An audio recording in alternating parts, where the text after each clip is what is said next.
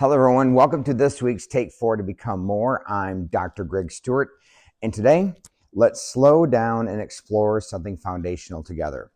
What if true leadership isn't something we chase or claim, but something quietly given by others when we first mastered ourselves? And what might that mastery actually require? Not as a rigid checklist, but as a living framework that shapes how influence flows. Up to now, we've been building a mindset. Real influence begins with self-leadership. We manage and lead ourselves before we can do so for families, teams, or organizations. Both management and leadership matter at every level. But if leadership boils down to influence, which means followers gift us with the ability to influence them, what elements must be present for that influence to emerge authentically? So picture a simple 4-quadrant model at the center of which sits what I call the Becoming More Quotient.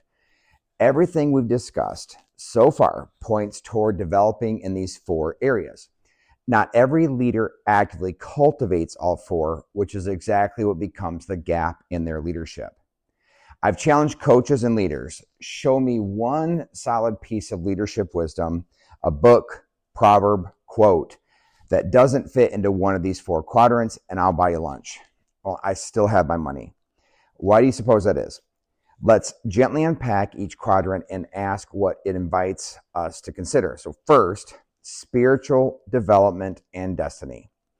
What happens as we mature emotionally or spiritually from chasing only immediate micro here and now emotional goals to prioritizing macro ones, which are living our values and fulfilling destiny, calling, and purpose? We learn impulse control early. Our wants don't outweigh needs. Then values deepen. It's better to give than to receive, to love others as we love ourselves, to seek win-win, accept occasional lose-win or lose-lose, but reject win-lose at all costs. And destiny? Do you sense a calling, a mission, an inexhaustible purpose flowing from your experiences? The greatest leaders seem to burn with this inner fire. What does it feel like when someone lacks it or when you glimpse it in yourself? Second is personality. Can we truly equip anyone for influence without looking at who they are at their core? Effective leader traits often cluster into personality strengths, and weaknesses erode credibility. If you list behaviors to add and ones to shed, don't they often mirror each other as opposites? How might understanding your personality type, not as a label, but as a map, reveal where your growth is needed to gain or regain trust? Third is EQ, or emotional quotient. This is the capstone of emotional intelligence. Daniel Goleman's work showed why it often matters more than raw IQ. Average intellect with high EQ frequently outperforms high intellect with low EQ.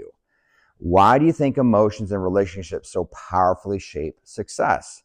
How intertwined do you believe that personality and EQ fit into your own experience? So fourth is IQ. High cognitive ability naturally opens doors to influence. It's part of our DNA. It's our hard drive. But we're not accountable for the starting level. We're accountable for maximizing it. Through formal education, which is degrees, of course, or informal, which is self-directed expertise, and especially through sharpening critical thinking, like Bloom's taxonomy, recognizing biases.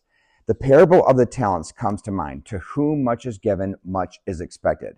What would it look like to push toward your personal, quote-unquote, glass ceiling of impact, not for acclaim, but because it's what's entrusted?